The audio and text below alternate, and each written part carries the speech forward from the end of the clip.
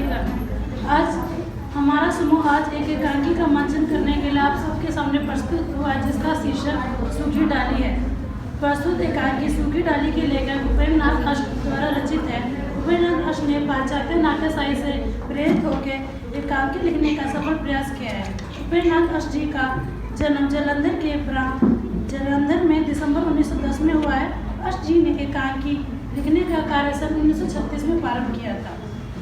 अष्ट जी की कुछ रचना इस प्रकार है: दीप जले, अजगर, चांदनी रात, गिरती दीवार आदि उनकी रचनाएं हैं। उपेंद्रनाथ अष्ट द्वारा रचित सूखी डाली चरवाह संग्रह में से संकलित एक महत्वपूर्ण एकांकी है। ये एक सामाजिक एकांकी है। इस एकांकी का शीर्षक प्रतीकात्मक है। सूखी डाली उस जीवन का प्रतीक है जो सुख परिवार में रहता है परंतु अपना विकास नहीं करता। पात्र परिचय: बेला छोटी बहु मुख्य पात्र जिसका अभिनय दिव्या द्वारा किया जा रहा है। मंजली भाभी बेला की मंजली ताई साहब जिसका अभिनय अलका द्वारा किया जा रहा है। मंजली बहू बेला की मंजली जेठानी जिसका अभिनय ऐश्वर्या द्वारा किया जा रहा है।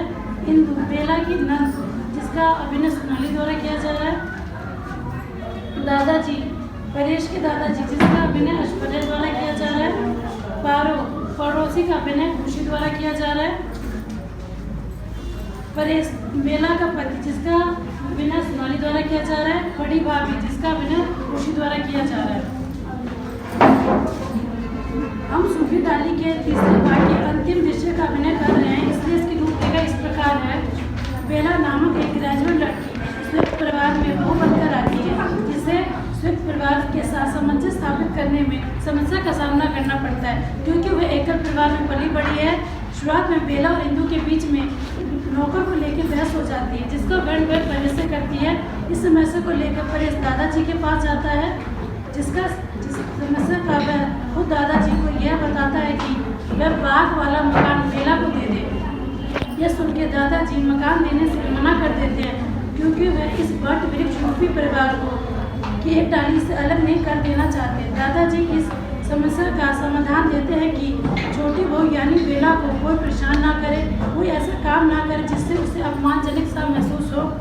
उसके बाद बेला के साथ सब आदरपूर्ण व्यवहार करते हैं, परंतु बेला को सबका व्यवहार खटकने लगता है क्योंकि उसे लगता है कि अपनों के बीच में रह के वह परायों के बीच में आ गई है।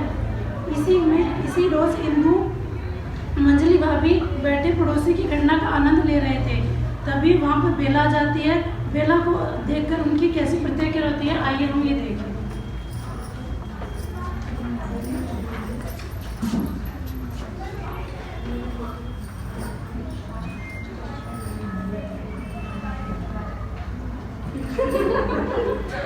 भाभी आ रही हैं। क्या बात है दीदी, किस बात पे कहीं जा रहे थे? यूं ही हंस रहे थे। आओ इधर बैठो। नहीं, आप उधर बैठिए, मैं इधर तक पे बैठ जाऊँ। आइए आइए इधर बैठिए। अरे भाभी उधर कहाँ चली, बैठी ना? नहीं, मैं उधर ही जा रही थी, यूं ही रुकी थी। मैं आपके मुँह में बात नहीं करना चाहती। आप हंसिए, मैं आपसे मैं कहती हूँ ना इसको ना मुँह यहाँ रख में मेरी फिसलेगी। पर एक ही तो जगह थी हमारी बैठने की। मैं कहती हूँ अगर दादाजी को पता चल गया कि हमारे यहाँ बैठने से छोटी बहू की पढ़ाई में बाधा उत्पन्न होती है तो वे पर एक ही तो जगह थी पर्दे वाली। तुम भूल गई? हमें ही तो दादाजी ने खास तौर पर सतर्क रहने के लिए कहा था। मैं कहती हूँ चलो मेरे कमरे। नहीं नहीं, मुझे दादाजी के कपड़े धोने, मैं तो चली। ठीक है, मैंने कहा था ना यहाँ मत बैठा करो। बहू मैं जाती हूँ गेहूँ छुड़वाने, जो बहू कब की जा रखी है, फिर दिन भी अस्त हो जाएगा, मेरिया भी तो चली जाएगी। मैं कहती हूँ मामा चल मेरे कमरे में, वहाँ चलकर बैठे। नहीं नहीं भाभी, लल्ला आ गया होगा घर पे। नहीं देखेगा तो चिल्लाएगा। मैं तो चली घर। ये छोटी बहू तो चील से आकर सबको डरा रही है। बड़ी भाभी का प्रवेश। क्या मालवी ने छत खोद डाली? हाँ हाँ, अभी राज मजदूर आए थे कि आगे मालवी मार करती। पर चलो मेरे कमरे में, वहाँ चलकर बताती हूँ। परेश और बेला का आगमन बातचीत करते हुए। मैं कहती हूँ ना आपसे, आप मुझे मेरे मायने चाहिए। यहाँ मुझे अजनबी जैसा फील होता है। आखिर बात क्या है, कुछ तो कहो। क्या पता कोई अच्छे से बात नहीं करता मुझसे। क्या अभी की बात ले लो, जैसे मैं सब अपनी छत पे बैठ के बात कर रहे थे, जैसे मैं चुप गई बात है ऐसे चुप हो गए तो जैसे किसी ने भीड़ में चुप्पी सीटी बजा दी। पर इसमें तो मुझे घर का काम भी नहीं करने देता। मैं घर का कोई काम करती हूँ तो सब ऐसे भागे आते हैं जैसे। मैं तो तुम्हें समझ ही नहीं पा रहा हूँ, तुम चाहती क्या हो?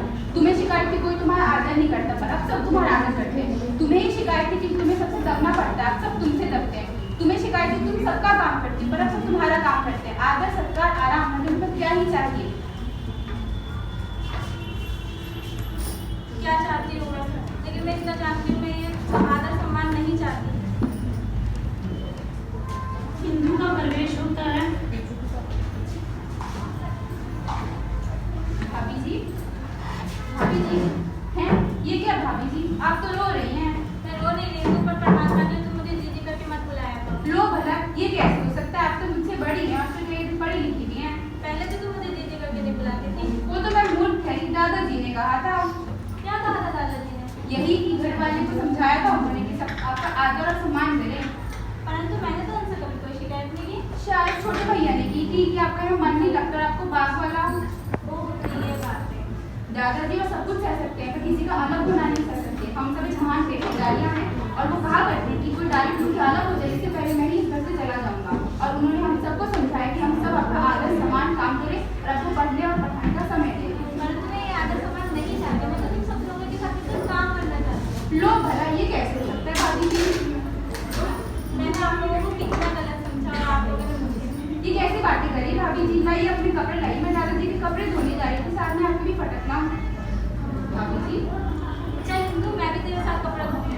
पर भाभी जी दादाजी नाराज ना होंगे? दादाजी को मैं कह दूंगी। पर भाभी जी मुझे जीने दे, सिर्फ भाभी कहा था मेरी कह रही हूँ। भाभी मेरा कपड़ा धोते हैं, धूप निकले पर आपके कपड़े भाभी मेरे कपड़े नजवा ने धो दिए थे, सलवार और कमीज ही।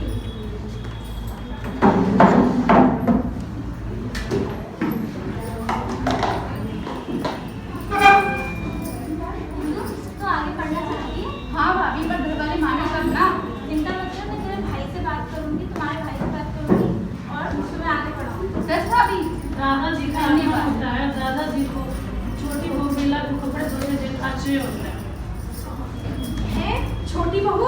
मैंने तो भाभी को मना किया था पर मानी नहीं। छोटी बहू तुम्हें कितनी बार समझाया है कि कपड़े धोना तुम्हारा काम नहीं है, तुम्हें तो पढ़ लिख कर। मैंने तो भाभी को मना ही किया था पर मानी नहीं। तुम्हें कितनी बार कहा है कि आदर से